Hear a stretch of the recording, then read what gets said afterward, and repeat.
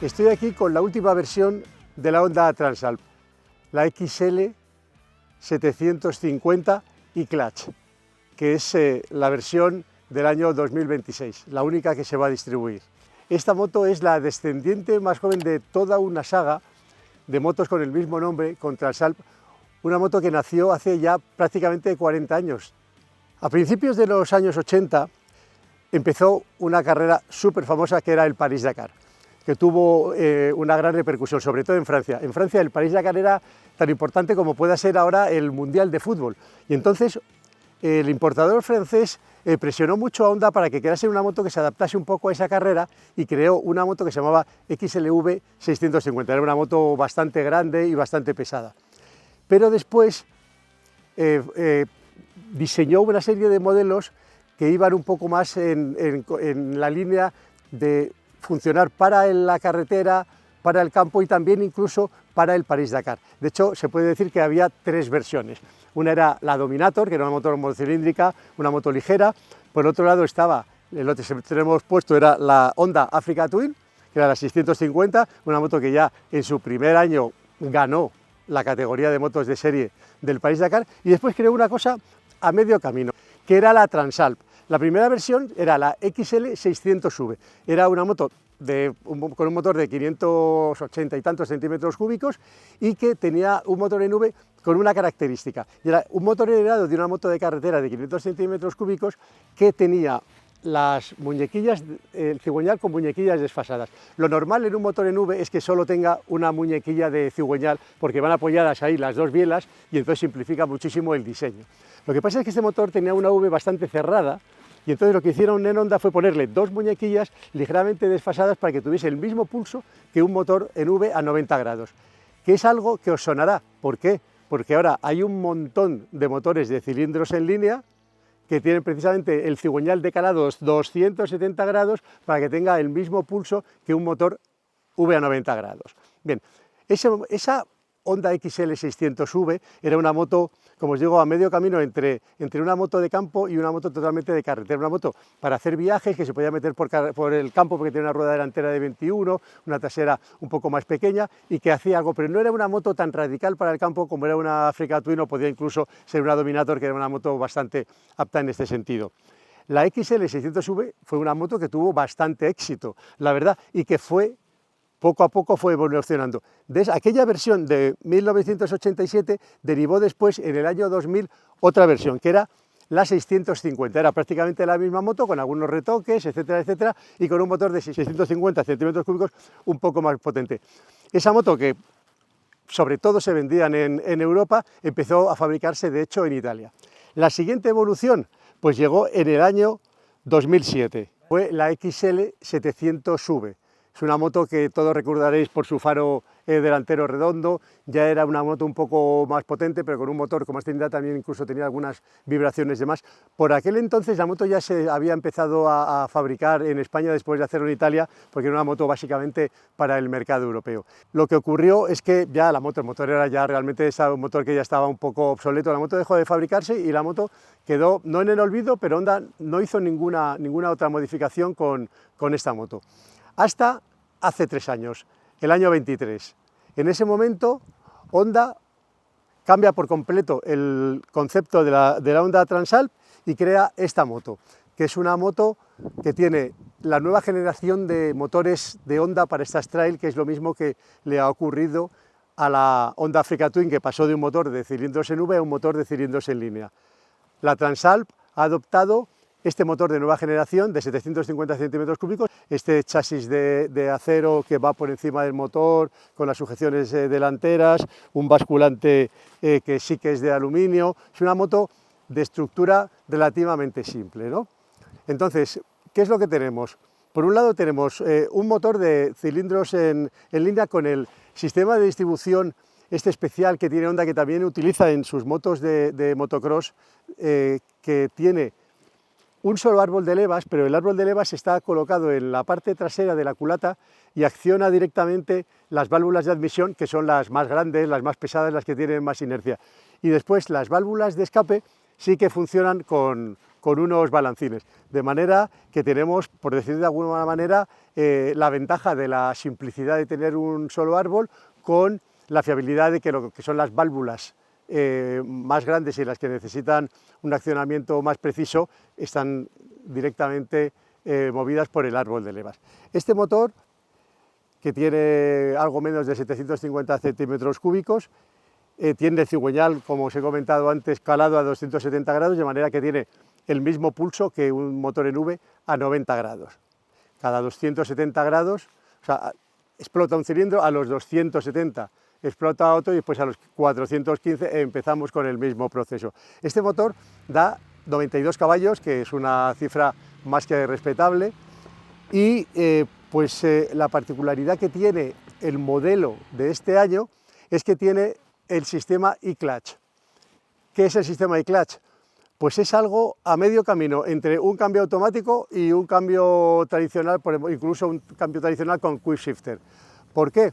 Tiene un cambio que tiene un asistente de cambio, tú no necesitas el embrague para accionar el cambio ni para arriba ni para abajo, pero además, si os fijáis, en todos los modelos e-clutch tienen aquí, delante del embrague, tienen este añadido. Esto de aquí es un motor eléctrico, este cilindro que tenéis aquí, y entonces este motor eléctrico con unos engranajes lo que hace es mover la leva del embrague, o sea, lo hace de una manera mecánica. ¿Y qué hace? Pues que el motor, por ejemplo, tú cuando paras, el motor se embraga automáticamente, tú no necesitas tocar el embrague, el motor nunca se va a calar, no va a cambiar solo, porque tienes que cambiar con la palanca, pero para salir tú colocas la primera y tú sales y no necesitas, de hecho el embrague, hay ocasiones en que se nota que está hablando porque está actuando el embrague en ese momento y tú no puedes funcionar. Aún así tú puedes siempre accionar el embrague, si tú quieres por ejemplo una salida rápida desde una paella, pues tú puedes tirar del embrague como si fuese un embrague normal cuando la moto está en marcha, pero además el embrague funciona de manera automática al arrancar. Funciona todo muy bien, pero hay que tener cuidado con una cosa, y es que el embrague va a accionarse cuando la moto se vaya a detener, y se va a detener cuando tú estés en primera o cuando estés en sexta. Es decir, que tú puedes llegar a parar en sexta y cuando vuelvas a arrancar la moto estará en sexta. El embrague te va a hacer salir, pero va a patinar mucho, obviamente porque no tienes par en sexta, el mismo evidentemente que no tienes en primera o en segunda. Entonces hay que tener cuidado con eso. Aún así, la moto te avisa. Cuando tú vas a parar, si vas en una marcha alta, el indicador de marcha, si en vez de ponerse en situación normal, se pone de color amarillo con unas rayitas hacia abajo como diciendo majete, majete, que no estás en la marcha adecuada. Mientras estás en marcha no hay problema, que tú puedes conducir en quinta, en sexta o en segunda, pero cuando te vas a parar, él te va a avisar. Esta, como os he dicho, es la única versión de la Transall que se vende este año. Hay otros modelos de Honda, también de gama media, que únicamente se venden así. Esta moto cuesta 10.000 euros. Bueno, en realidad cuesta 10 euros menos, le das los 10.000 euros al concesionario y que te eche 6 o 7 litros de gasolina con lo que te va a sobrar. Más allá del motor, bueno, pues es una moto que ya con 3 años en el mercado se puede decir que es bastante conocida. Es una moto muy apta para todo. Es una moto, en cierto sentido, podríamos decir que blandita en el sentido que hace todo lo que tú quieras sin ser nada agresiva. Es una moto que respecto incluso a la Hornet tiene un motor más pausado, porque la Hornet tiene un motor como con unos desarrollos más largos y un funcionamiento más a altas vueltas.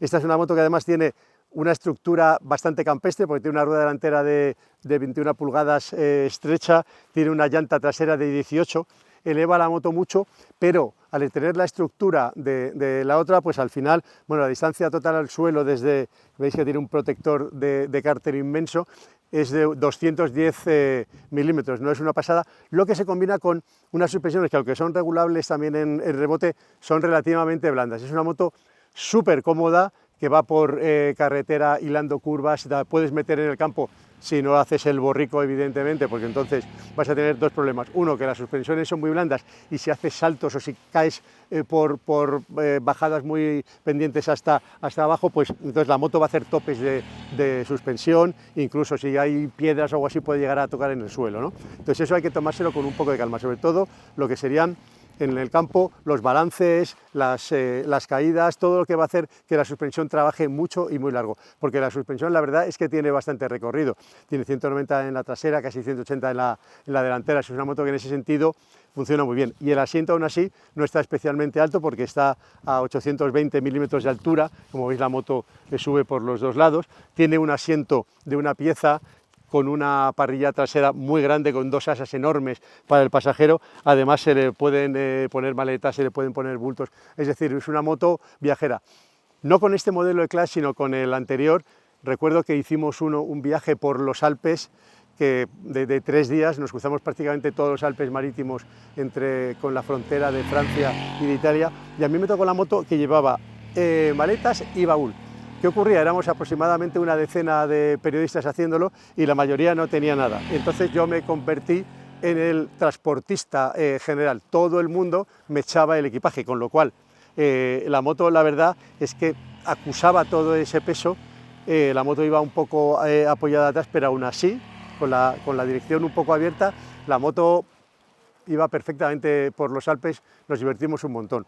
Tema de frenos, tenemos un poco lo mismo que ocurre. Mientras la Hornet tiene unas pinzas de 4 pistones con anclaje axial, bla, bla, bla, bla, esta moto, aunque tiene una horquilla invertida, se le han puesto las pinzas, entre comillas, de las motos de campo. Doble pistón paralelo, con lo cual el tacto del freno es realmente más suave que el de una moto muy deportiva, ¿no?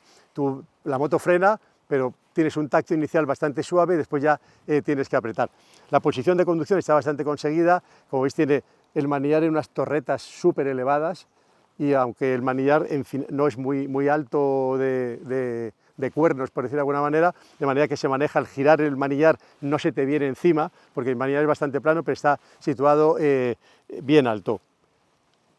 Cuadro, bueno, pues la verdad es que la moto electrónicamente está súper dotada, tiene más modos incluso que la Hornet, porque le pusieron el modo off-road, tiene 5 modos de conducción y además asistencias electrónicas, porque tiene el control de tracción, tiene ABS en curva, es una moto que tiene humo, es una moto que está bien pertrechada para ese precio. Aquí tenéis esta cúpula